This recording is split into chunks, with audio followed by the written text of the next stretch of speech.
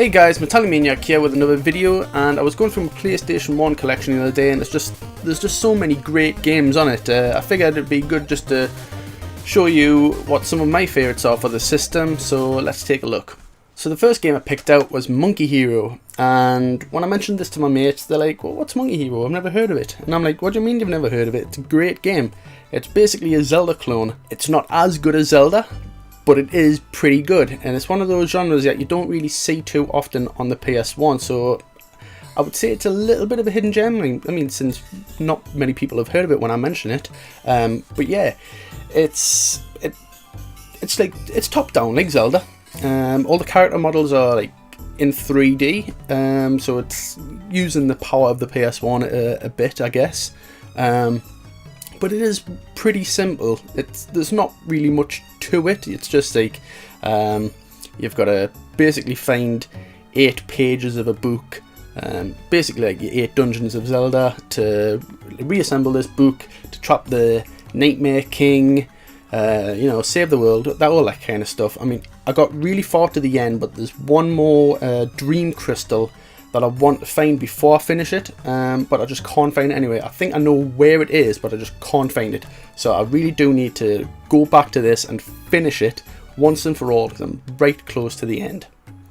So another favourite of mine is Fighting Force. Now, when this came out in 1997, I used to go around to a friend's house like religiously every Saturday, and this is one of the games that we used to play.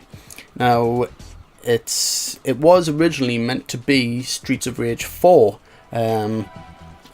but Core wanted to port it to other consoles. I mean, get the name about, get it different consoles, a bit more money, as you would understand. But Sega didn't want that, so Sega took away the Streets of Rage 4 name, and Core took the game to Eidos, I'm guessing, and changed the name to Fighting Force. It still plays a lot like Streets of Rage, which is why I love the game so much, but it is pretty sluggish. Back then it didn't seem so sluggish, but playing it now it is pretty slow, but it's still solid gameplay, pretty fun. I do believe me mate completed it a few times, but playing it now it is pretty hard, probably because I'm not really used to how slow the game is, so I'll have to get back into this a bit more. I mean, I've got it on the PlayStation Network, so I can play it on my PSP, on the bus, that kind of thing, so I'll have to get back into it. Now, unfortunately, for collection purposes, I don't have this next game in its standalone release, but if you can see right in the middle there, Broken Sword Shadow of the Templars is an amazing game on PlayStation 1.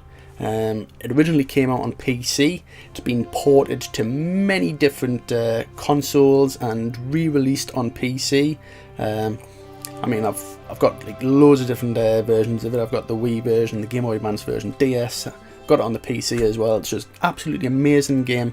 I just love everything about it. The art style, the gameplay, the mechanics. I mean, this was the first point-and-click adventure game that I played. And it gets you to use your brain a bit. You've got to kind of think outside the box a bit, and also think quite logically at the same time.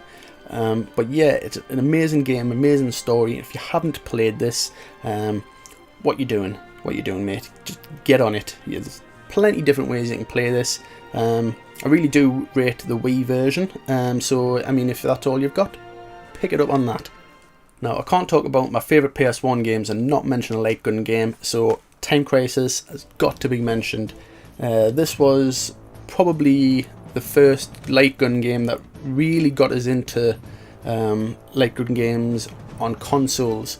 I mean, it felt for the first time that you could actually have an arcade in your home, on your own TV, don't have to put any money into an arcade machine and, spend, let's say, 5 to 10 quid just to try and get to the end of the game. Now, you can pick this up for what? Let's say 5 quid and play it as many times as you like. You can keep going back year after year and play it again. You don't have to find an old school arcade anymore, because unfortunately they're dead. So it's really hard to find somewhere with a Time Crisis arcade cabinet.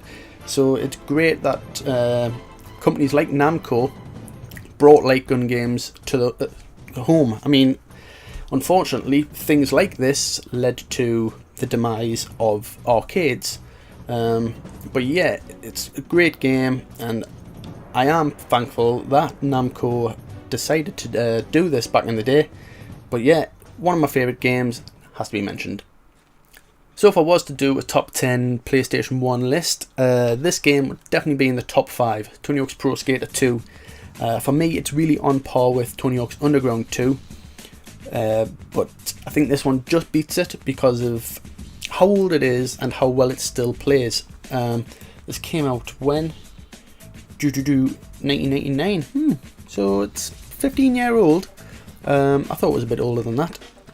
But yeah, it just brings so much more to the game than the first one. I mean, as great as that one was, I think this one really just ups the ante on everything. Even the soundtrack is a lot better. I mean, it's just full of songs that I used to listen to anyways. I mean, it's got Papa Roach, Anthrax, Rage Against the Machine. Great soundtrack, great gameplay. Me and my mates used to play this every so often. I probably play it a bit more now than what I did back then, but it still is a great game. So when I was pulling out these games for this little favourites list, I wanted to try and keep just one game from like a series in here, and it was really hard picking this next one. But I went with Tekken 2. Now I think Tekken 3 is probably the better game, but this one's got a lot more nostalgia for me, so that's why this one gets in and Tekken 3 doesn't. I used to play this with my brothers, with my mates. Great fighting game, great intro as well. I mean, if I was to pick a game for the best intro ever, this has probably got to be it. I mean, just how the music changes as it introduces the different characters in the intro, just absolutely amazing. I love everything about it. So this one had to be in my favourites.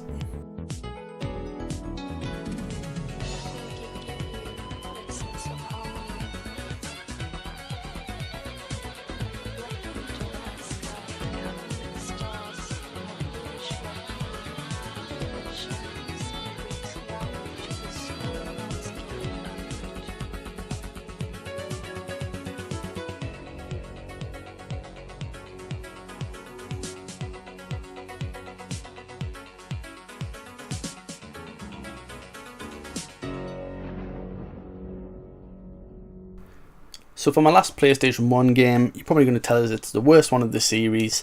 It's totally overrated, but you know what? I don't care. For me, Final Fantasy 7 is my most favourite PlayStation 1 game ever. Probably my most favourite game ever, because the amount of hours that I put in this back in the day, I mean, I'd never done that before. 100 hours, well over 100 hours. I mean, the clock stopped. 3 discs of gameplay. I mean, it was the biggest thing I'd ever played. The story, a bit all over the place, but you know, back then it seemed to make a little bit of sense, but not as much as what it was supposed to. I love the little mini games that you get in it. Just everything about it. The music, great. I've got it on my iPod. It's the first RPG that I played. I just absolutely loved leveling up my characters, getting all the limit breaks, all the weapons, just mastering all the materia, just everything about it. Absolutely amazing game back then. But yeah, that's my favourite PlayStation 1 games at this present moment in time. It does like to change, but I'd like to know what your favourite games are, so please leave comments down below, and I will see you in another video soon, and thanks for watching.